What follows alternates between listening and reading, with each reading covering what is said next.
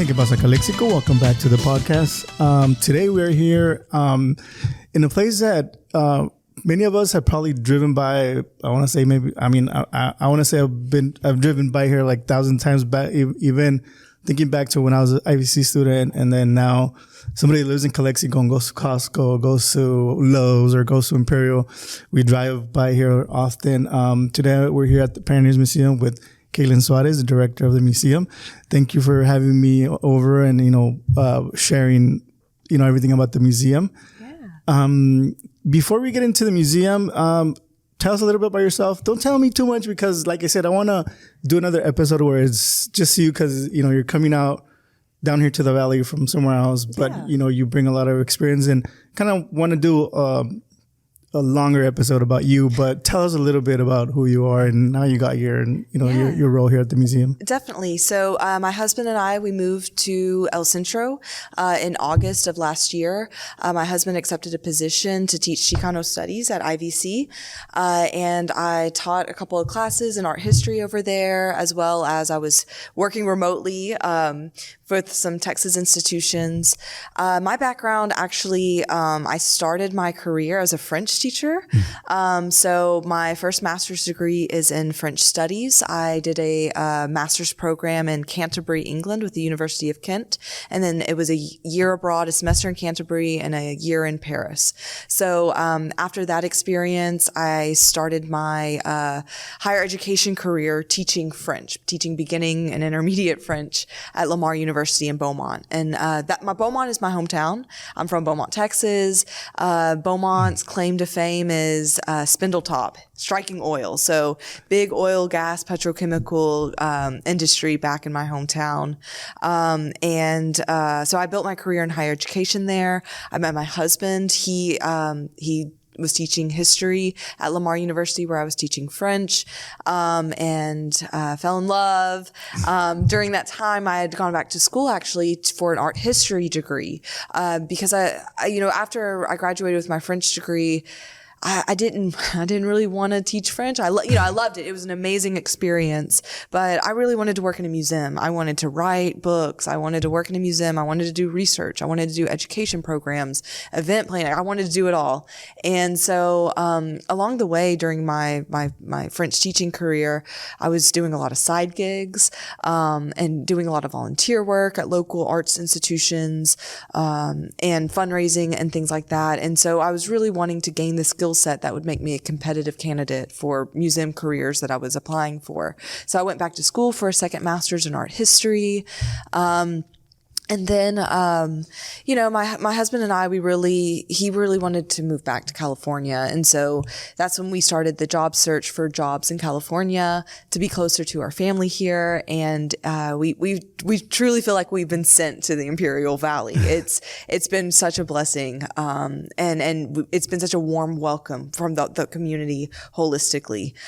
So in November of last year, I was a little bit caught up on my work, because as you can imagine, moving in August to the Valley, and then, immediately starting school and having to teach 3 classes and manage my online work and all of that. Around November, I was like, all right, my full-time contract's ending. I need a job. City of Imperial jobs, and the museum director position at Pioneers was open, and I hadn't had a chance to visit here, even though I'd kind of like you, I'd seen it. I'd seen the Holly Sugar sign outside. I was like, man, what's going on over there? And so, I turned in my application in person immediately. I didn't tell them what I was there for. I was very, transparent, and it ended up just working out that, I got the interview, I got a follow-up interview, and then immediately I had a chance to tour the facilities, accept the position, and I started January 3rd. I would have started the 2nd if I could. Yeah, and I remember seeing you on, I think it was the Calexico Chronicle, or somebody wrote a story about you getting hired, and then I think right after that you started following me, and I'm like, who is this? And then I looked into your Instagram, and then I was like, I put 2 and 2. I was like, oh, okay, she's the new director, and then that's when before I had reached out to Ocotillo, to the museum with her, and I interviewed them, but I had never known anybody that was in charge here. So like I had, because like you said, like we always pass by, and then the Holly Sugar sign is something that we all remember, like going to Raleigh, and it's, was it originally at the sugar thingy that was the... I think so. I see. I'm not from here. I just know, and we're, it's interesting about the historic signs. Like we're working to restore Ryerson concrete thermometer sign. We get questions about all these different signs because they're landmarks to the locals here. So I think, now I don't want to say for sure that's where it was, but we recently, I think, came across that like in the mid 90s that, we started setting it up. We might have to fact check that, but it wasn't originally here. It was originally at the Holly Sugar plant, and would have been donated to us. Yeah, because that's something that, because people that go to Raleigh, or if you go to the hospital, a lot of people take 86, Highway 86, and you would drive and we see that sign there.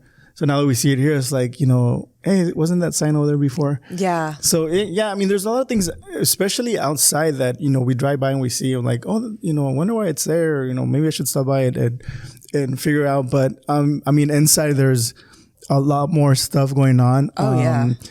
Right now we have this backdrop that's pretty amazing. Yeah, right. It's touching on the regional landscape, and so there's even a mural painted behind there. This kind of actually, this could be at the foot of the Coyote Mountains by our friends in Ocotillo, but it's trying to capture the natural foliage, flora, fauna of the Imperial Valley. So there's different examples of animals you might find here. There's a roadrunner over there. There's several different owls, of course, our wildcats.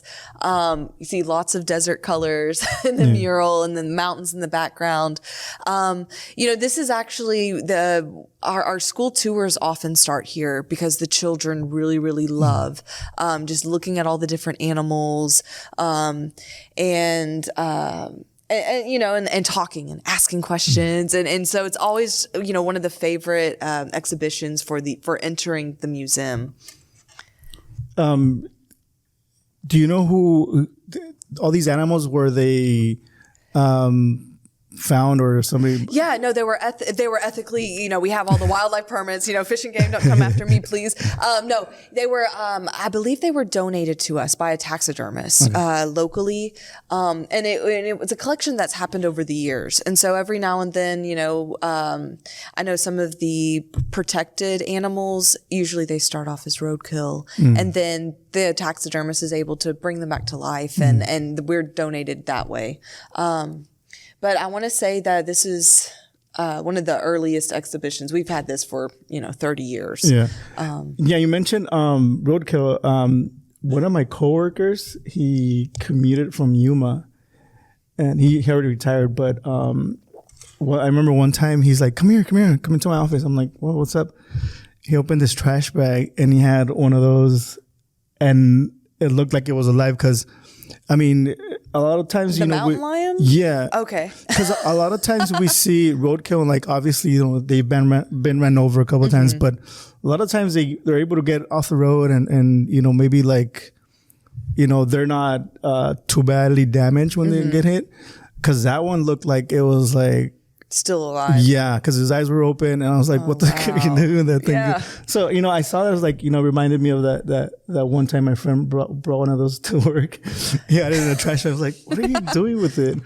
Well, I'm from Texas, and I come from a family that was like a hunting family, and going to the deer lease like during deer season in November when it opened up, and so for me, like I grew up with all sorts of stuffed animals, and the hunting culture there. Like people would go to Africa and people would get game trophies and all that. So it's interesting here in California because there's a lot of laws that protect against taxidermied animals and things like that. And so not to say it's a bad thing, but it's just, thinking about what I grew up with, and like, oh yeah, of course people did that all the time. Like it was a hobby, like, to be a taxidermist, like. Yeah, exactly. Like having your garage full of, all these different trophies around. God, yeah. So you mentioned that there's like 100,000 artifacts, more or less? That you Yeah, guys- so we were trying to do a count. So maybe 100,000 is a little bit of an exaggeration. So we have like 30,000 photos, I think 20,000 documents, several thousand books. So I think we're maybe closer to 50, 55, 60,000 individual objects, photos, documents. And then we're about a 50,000 square foot facility. some of these items, behind you are pianos. What are those? Where are they from? A lot of them are part of.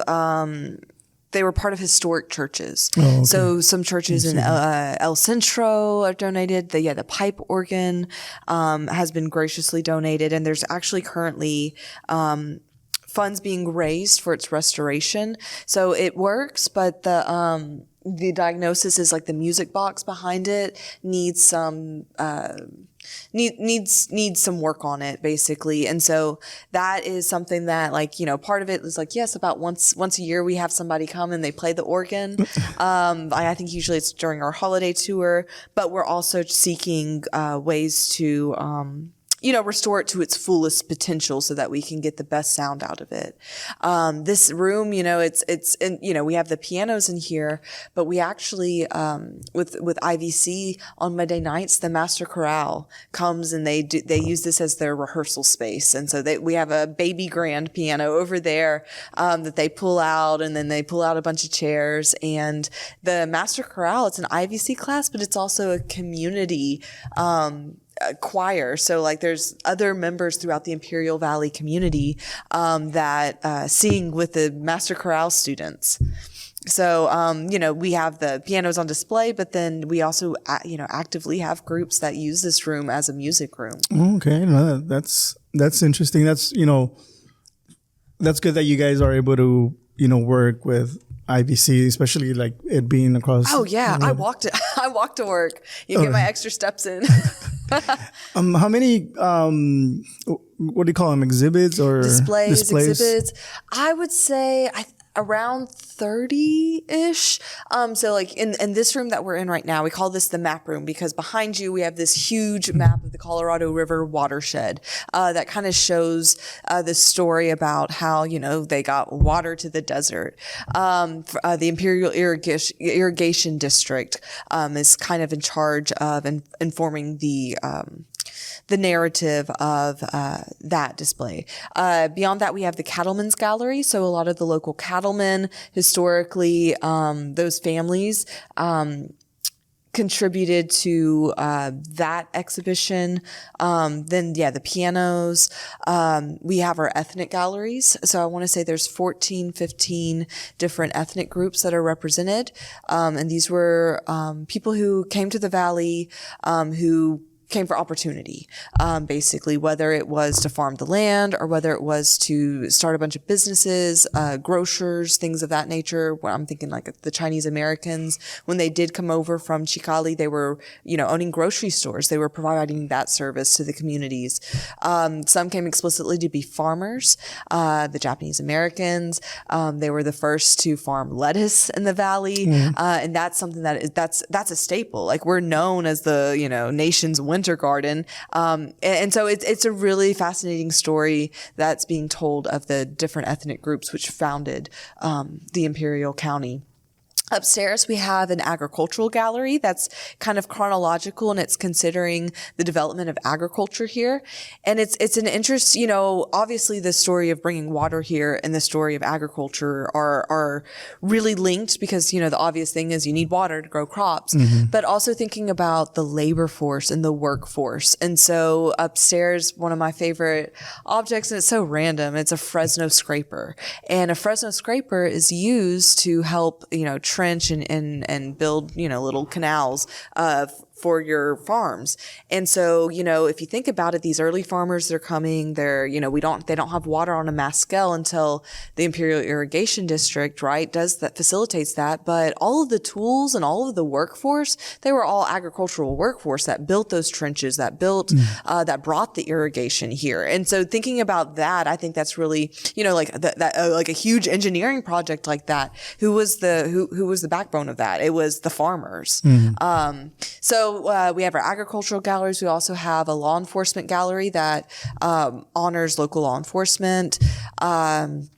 We have, and then we also have like these displays. Like we have a collection of saddles on display, a huge collection of photography equipment and cameras and stuff on display. Like we have really old cameras, like so that we always have photography enthusiasts that are like, wow, you have this and you have that, and it's like, yeah.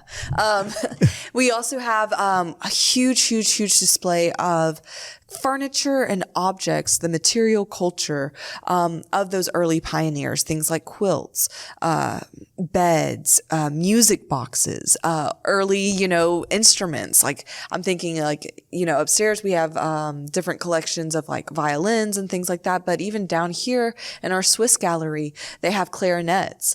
They have these huge cowbells, like huge, because back in Switzerland, right? They had the huge mountains. And so the cows, had to have a little weight to it, right? So the other cows could hear the lead cow. So, I'm running through the list of everything. There's a Boy Scout gallery. There's a Girl Scout gallery. There's a gallery that honors the early medical practices here. There's a lot of civic oriented galleries. So we have displays that show the different senior high school classes of the area high schools. And so, you might be able to go and look up, Brawley Union High School class of 1962 or whatever class it is that you're looking for, and see those high school pictures hanging up. And then I'm trying to think. You're making me feel guilty because I didn't. Well, you know what? The joke here, right? Everybody's, and you mentioned it earlier, that we're the Valley's best kept secret. And it's like, we don't want to be a secret, like we want to be the Louvre. Like that's how I'm marketing, right? Like I lived in France for a year. I visited the Louvre like 6 times. I didn't even scratch the surface of everything that could be seen at the Louvre. And that's how I feel here. I live here, I work here. This is my, I'm here almost every day, and I'm barely even scratching the surface of exploring and learning from everything that we have on display here. Yeah, and I kind of messed up because I should have walked around before. No, you're fine. Because you're mentioning all these things. Like, what? You have all these things.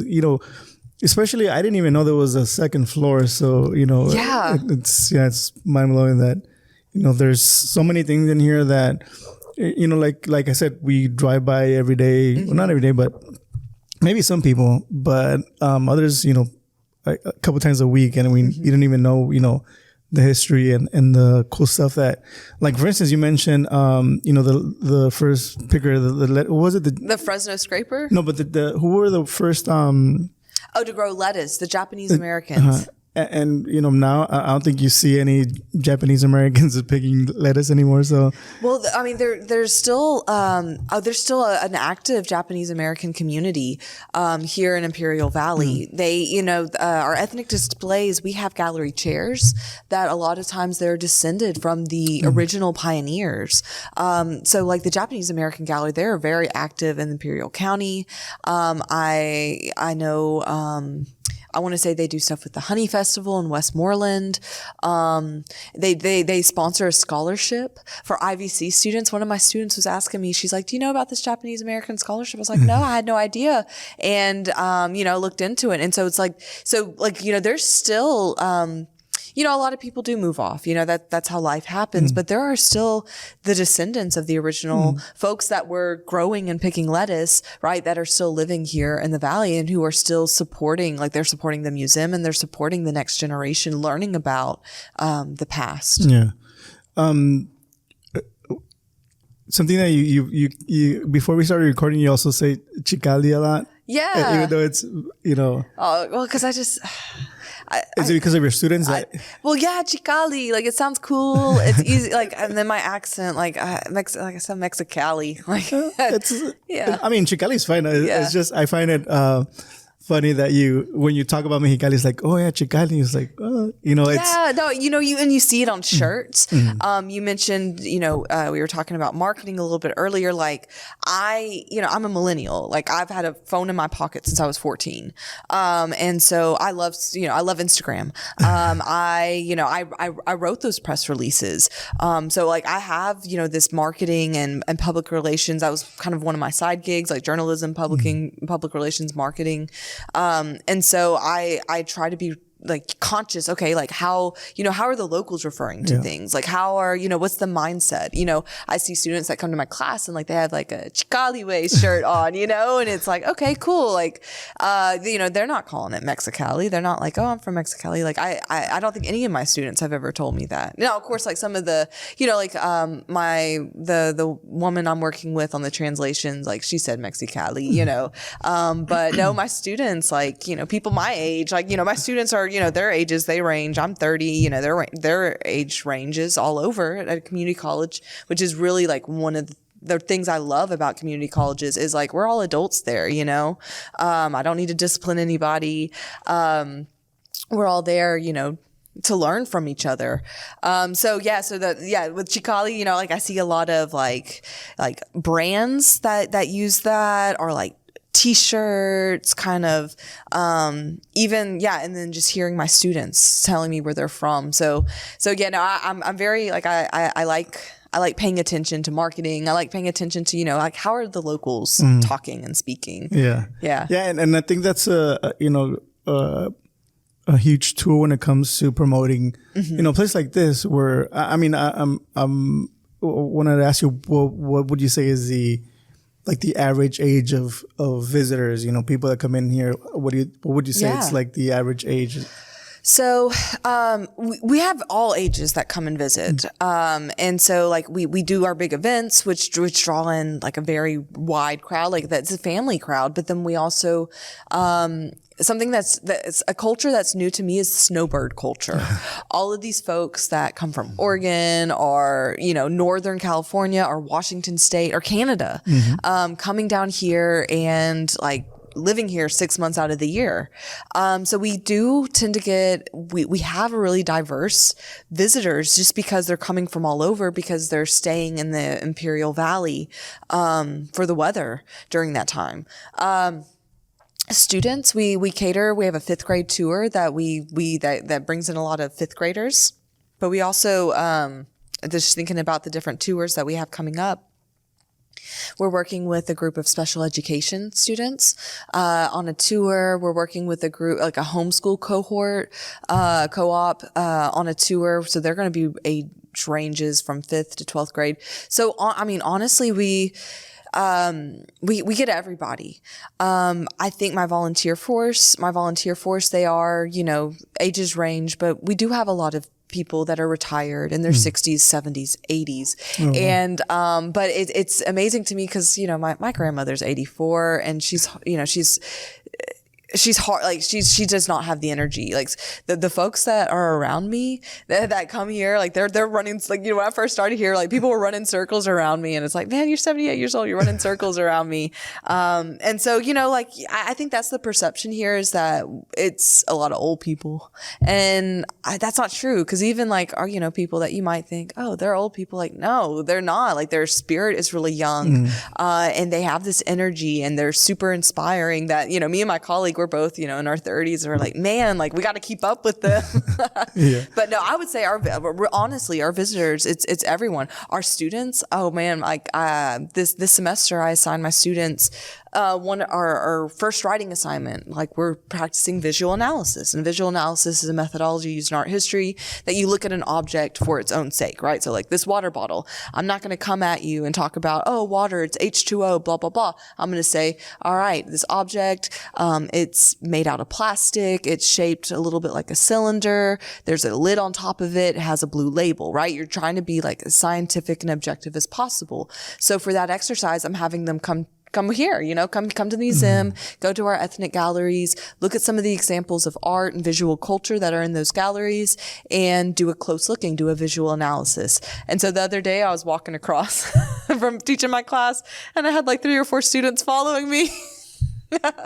And so like my students are coming here. So that's really exciting to me, just to see all the different people that are coming in. I'm really hoping, to inspire, like, so there's so many people that, they're telling me, they're like, oh, I haven't been here since I was in 5th grade or 6th grade. And I forgot a lot of stuff. And I want to inspire, like, that lifelong curiosity to keep coming back and learn something new. Spend 20 minutes here. Spend 30 minutes here. Yeah. We also are on a public park. So our grounds around us, that's City of Imperial Public Park. So, even if you don't want to go inside the museum, you can still take a walk around the park and just, be out, maybe not in August, right? 120 degrees, but like while the weather's still good, like come out and walk around the park and enjoy the public park. So this area down on the east side of the building, is that the park, or is no? Yeah, you can walk around. There's a little bit of a walking trail, and it's all around the facility. Our campus, so we have the main building, but then we also have Estelle Station, which would have been it was a house that was moved here, and in the early days, the engineer working on the railroad or the serviceman working on the railroad, they would live there because they were close to change the tracks or whatever needed to be done. We also have a blacksmith shop on our campus. We have an outdoor warehouse where we keep a lot of our big equipment, which gets pulled out for Pioneers Day. And we also have Heber College, which is, we're hoping, I'm gonna say we are, like we want to transform Heber College, which is a historic, building that was brought here from Heber, into the performing arts complex that it once was. It was a beautiful neoclassical building. It had like the neoclassical facade, the grand staircase inside, and we're hoping, we want to do a capital campaign and we want to, bring back the historic Heber College building and work with IVC. Like, hey, like you have students in theater or you have students that are performing. Like, I think there's a need for a stage. Brawley is doing some renovation and restoration on their theater. They have a historic theater in Brawley. And so it's really exciting to see, these performing arts venues being restored, because that is such a valuable resource, cultural resource, to have stages and to have places for performance. Hey guys, sorry for the interruption, but I wanted to take this time to thank my sponsors. I want to thank my longtime sponsors, my friend Camilo Garcia, Eddie Lopez from Roots Creative, and my friend Jake. Thank you guys for being longtime sponsors of the podcast. I also want to thank my friends who sponsored the podcast in 2022. Thank you so much. I really appreciate your sponsorship. And if you want to become a sponsor, you can go to anchor.fm/Que Pasa Calexico. Hit the support button and you can sponsor the podcast from 99 cents a month to $10 a month.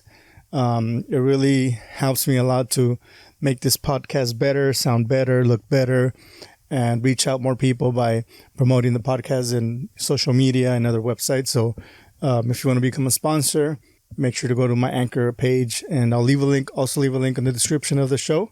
So thank you so much. And now back to the show. How is the museum here involved with, you mentioned Brawley, restoring their theater.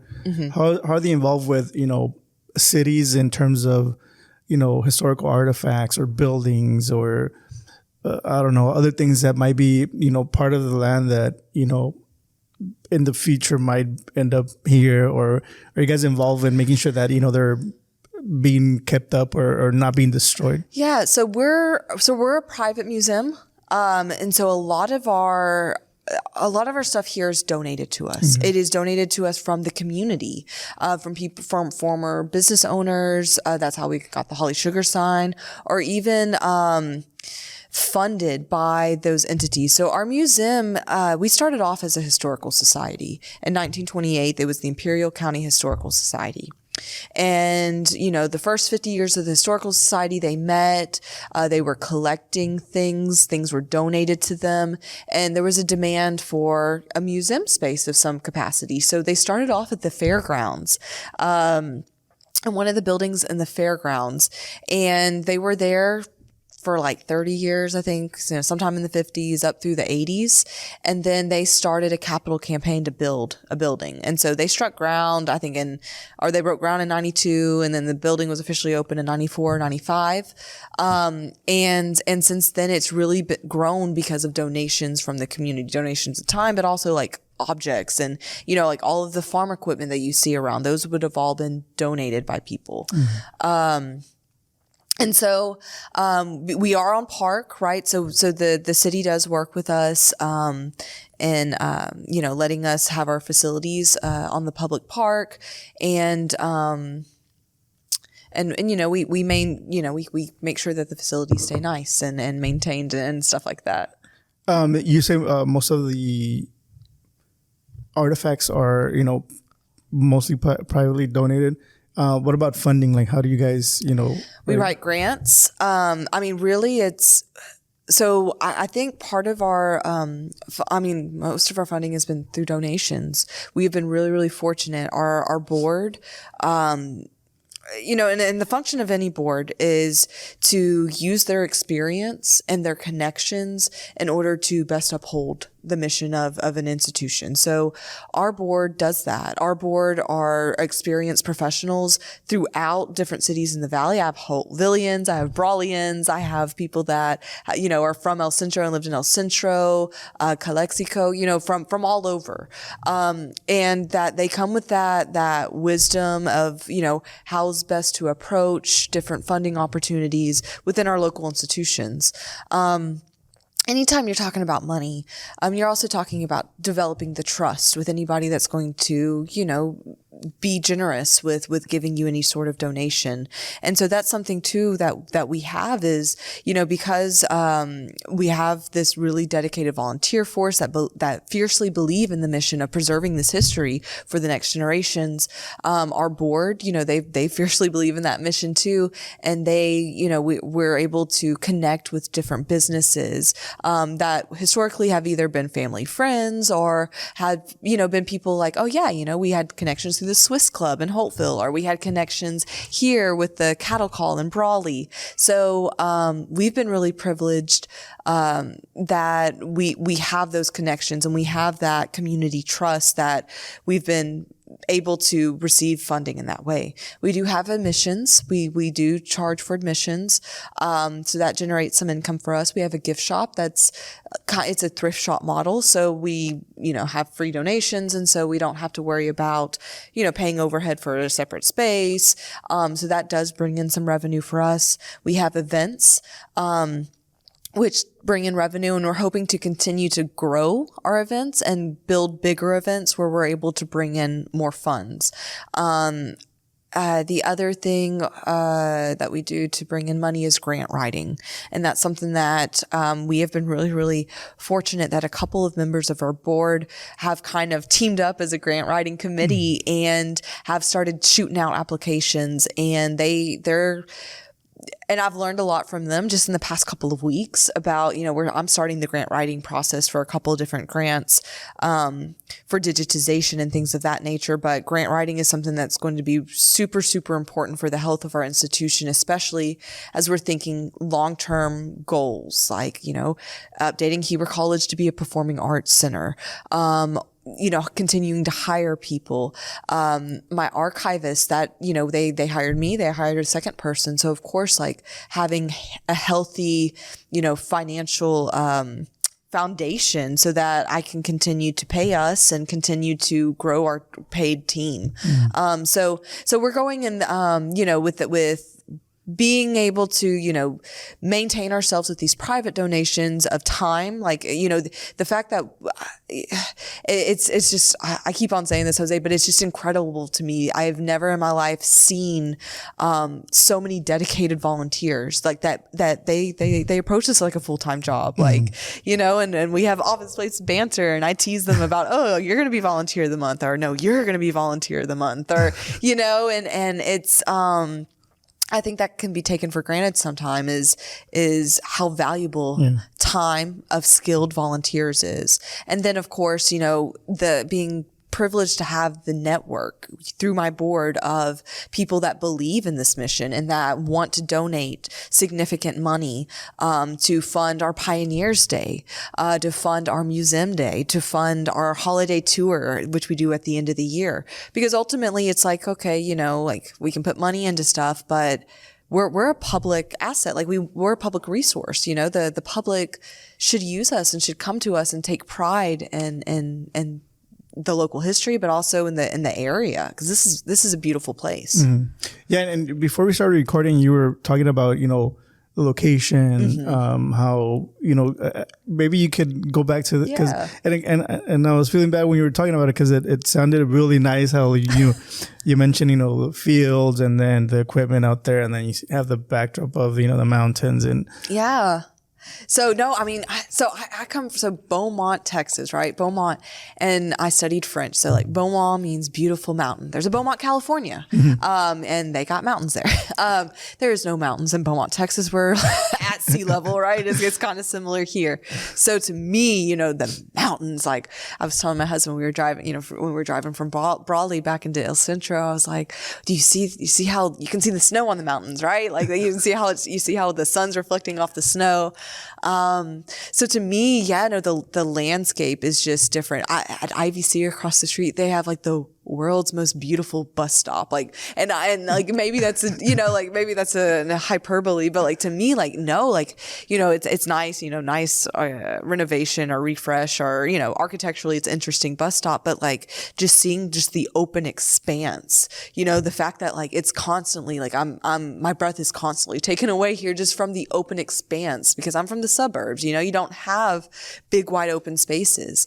I lived in Houston for a little bit, urban, you know, concrete jungle, like very, very urban and very, constant construction, hot, you know, concrete, like, you know, jammed up everywhere, you know, the suburbs, like, you know, you have this development and this development, this development. So for me, the landscape here is just breathtaking and constantly, like, I'm just constantly amazed. And like, and just, you know, the agricultural culture, you know, like, it's funny to me because it's not that different than Southeast Texas where I'm from. Like, you know, like we have horses back there and we have a rodeo and a cattle call and a fair and so it's really, it's fun because there's things that remind me of home, but then it's just this breathtaking landscape that like I've never encountered. Maybe I've encountered mountains in my life before, metaphorical and physical, but,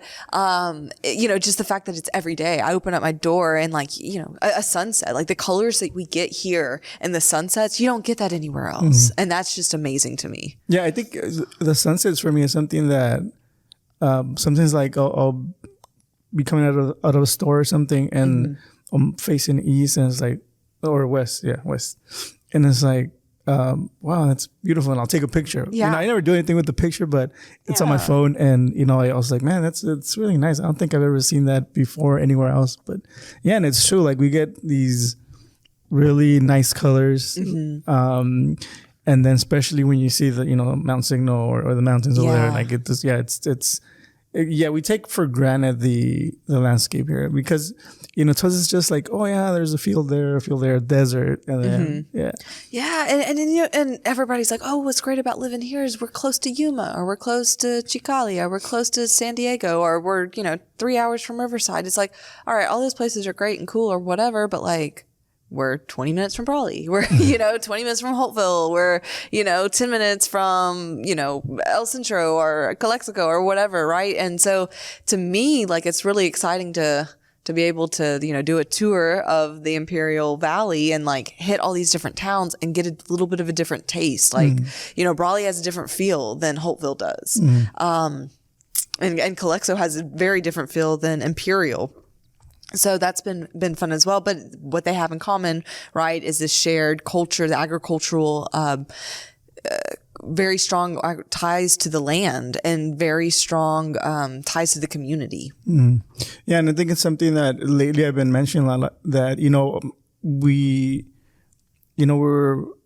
I might be from Calexico or you might be from El Centro, but at the end of the day, we're all from Imperial Valley. And, you know, I've been telling telling people a lot where like you zoom out on Google Earth and like you see like this desert around us and like green fields. Yeah. It's like, we're in the middle of nowhere and, we live here, and a lot of people know about the Imperial Valley because of, what we produce, the people we feed. Yeah. And then, but we don't, a lot of the times I feel like we don't take pride in that, we just might take pride in our city, but as a whole, we are, important, in other places, not only, here in California. Yeah. Well, and I think, maybe nationally our reputation might be taken for granted a little bit because it's like, okay, we're growing all the greens, like during the wintertime. Like I think they've had like 3 harvests of greens.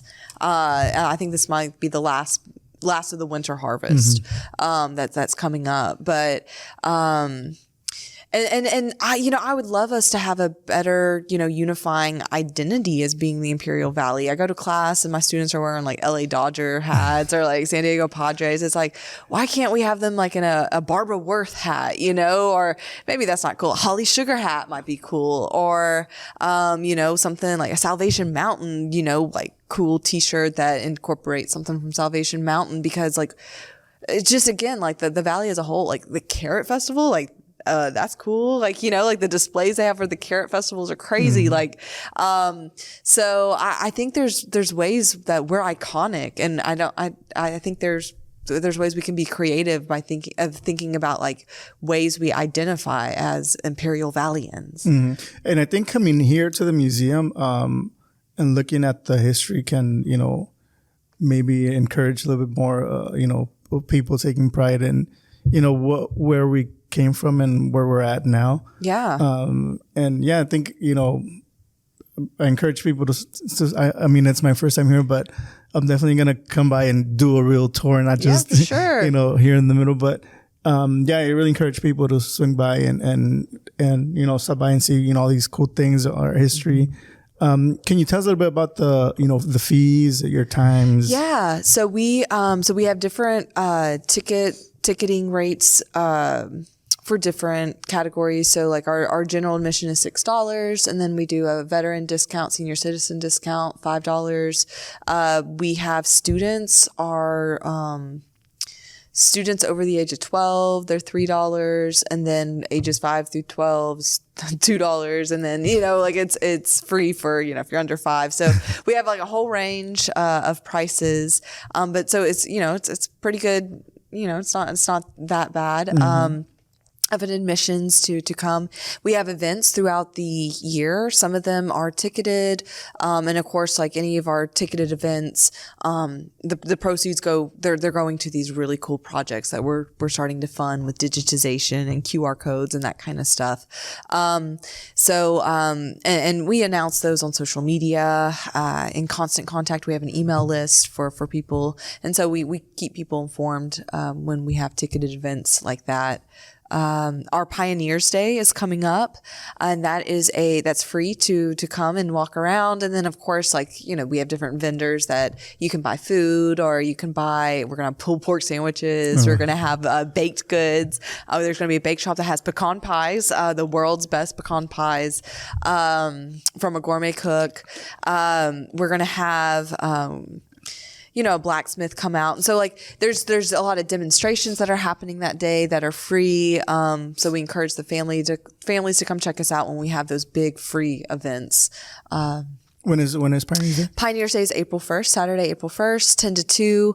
It's really fun on my end because this is going to be my first Pioneers Day. Like I'm planning it, but it's my first one. And I got a phone call like, oh yeah, we're going to have gold panning. The gold panning guy, he confirmed. We're going to have leather tooling demonstrations. We have a blacksmith demonstration. We're working on, maybe some field day activities for the kids. We're going to have like interior. So in this room that we're in, we actually set up some pioneer activities. So there's like coffee grinding.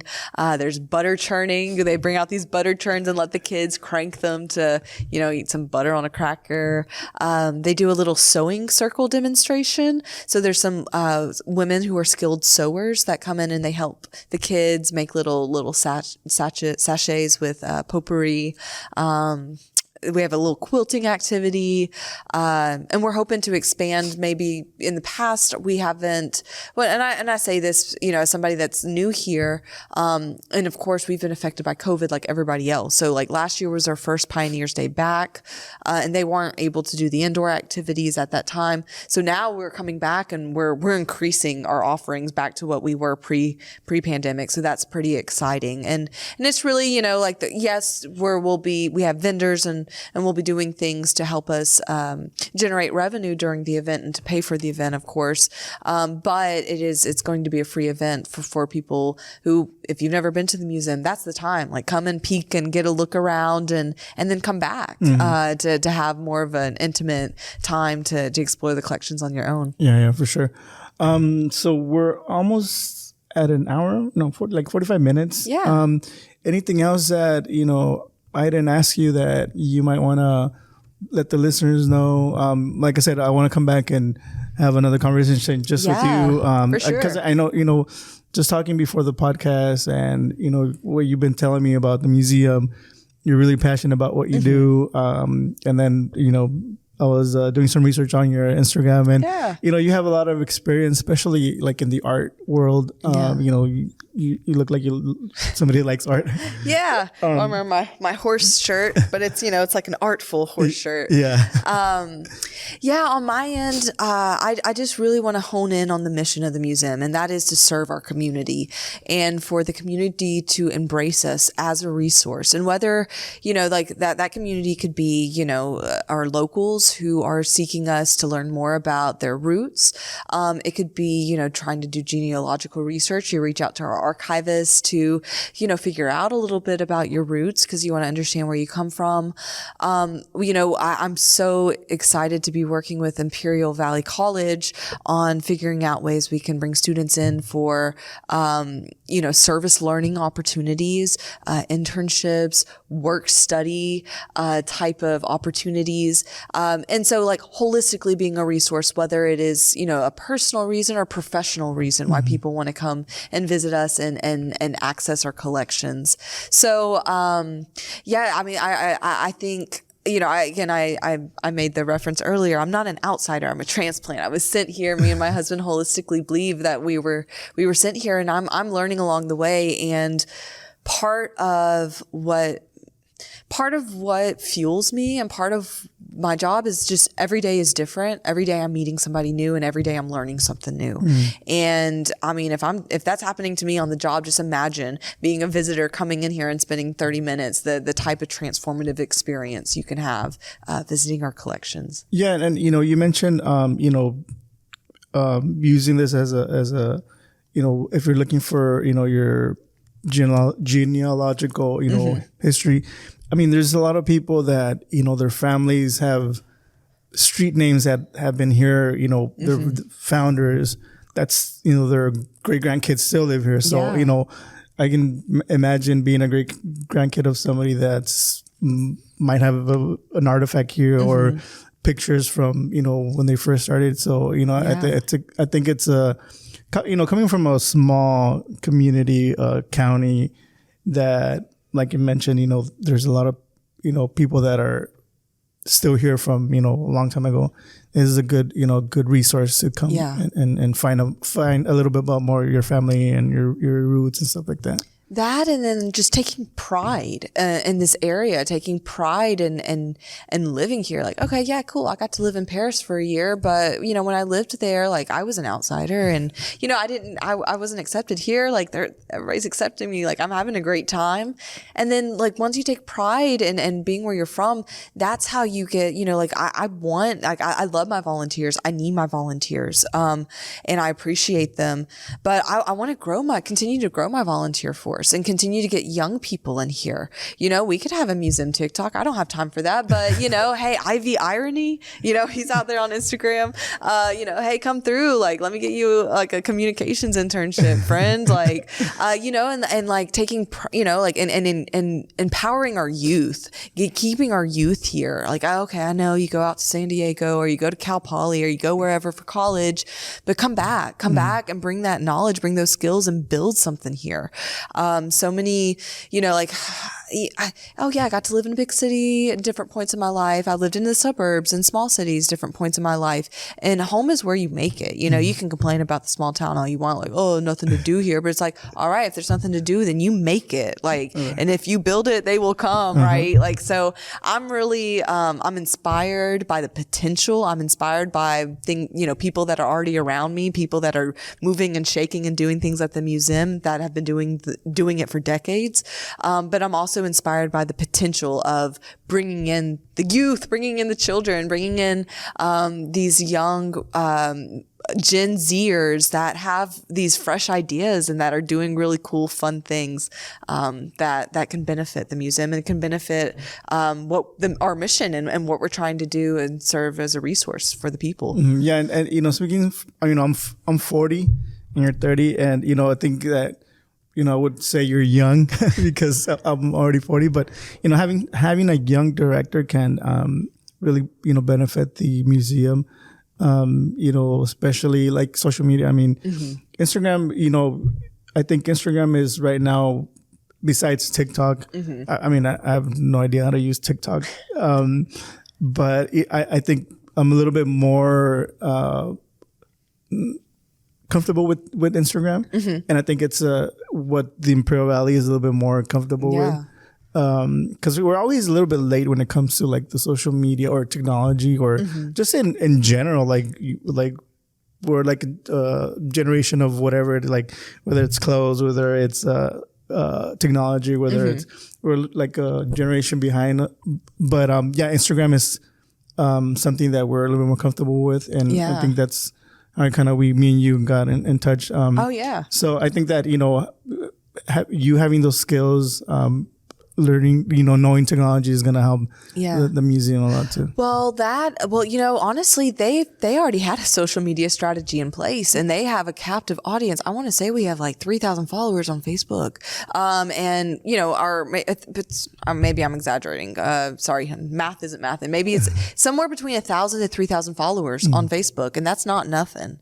And then on Instagram, we have 300 followers, but we have been really lucky that a couple of our board members had the foresight that, look, we need to start a digital strategy. So I came into this position and there was already a digital strategy in place that I just, I came in and my copywriting skills and my experiences, I was able to kind of marry that with what my board members were already doing here. And I'm hoping to, like Instagram, once I'm a little bit more settled, and hopefully I'm bringing in some a workforce, right? I want to bring in a volunteer force, maybe some communication interns, communication fellows, like whatever you want to call the position. Come in and help me with my social media, and let's build it. Let's have fun with it. Let's have, I want to put this on my social media, and continue to build it. Yeah. And a lot of, maybe students from IVC or even high school students that are really good with, with social media. I mean, having, that on your background, like, I was a volunteer and I was in charge of, someone in charge of the social media for a museum is a huge thing to have on your resume. So absolutely. And then like having the formal title and building your portfolio, and then, having somebody like me, like in your back pocket, like, hey, use me as a reference, because I can attest to those skills. And professionalization, I mentioned Ivy Irony earlier. It's this high school. I don't even know who he is. All right. And I've never heard of him. Oh, I'll have to show you. He's not going to listen to this, right? He's a high schooler. He went to the Beauty and the Beast play at Southwest High School yesterday, and it has little memes and like different things about the valley, and it's fun. But all right, what can I do for this kid? Like, to give him the professionalization, let's come up with some social media guidelines. Let's come up with some like column pitches. Let's come up with, he does a meme Monday. Like, okay, how can we do a meme Monday for the museum? How can we do a archival behind the scenes Tuesday and things like that? So, just like, working with people in their current skill sets, but also giving them a little bit of a professionalization. Like, all right, so you have the drive, you have the interest in doing a meme Monday. How can we tailor it to our audience? How can we tailor the voice to fit the audience that we're reaching on our current networks? How can we use hashtags and things like that? And even, say locally, like say you graduate from high school and you're going to IVC, and people here locally, like a business sees you in charge of the social media for the museum, they might reach out and say, hey, I'll pay you, something on the side if you want to help me with my social media for my business, even if you're not going away, to study communications, like being here and having that on your background is huge. And like you said, you yourself is your resource for, for that kind of stuff. So. Yeah. And it's one of those things that, a lot of times, you have to build your skill set. And I think when I was younger, I felt like things were going to be given to me. Like, okay, I'm going to get my degree and then that should get me this automatically. And that's not how the world works. Yeah. You have to be hungry for it and you have to build it yourself.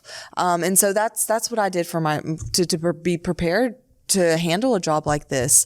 And I remember, doing journalism and being told, very clearly, like, in 2014, like social media is not going anywhere. Computers are not going anywhere.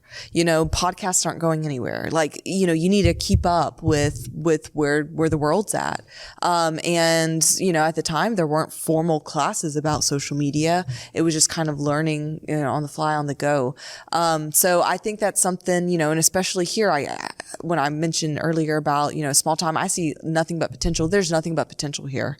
And, whether, students use us as a resource and then they go off somewhere else, or those talents go back into the valley.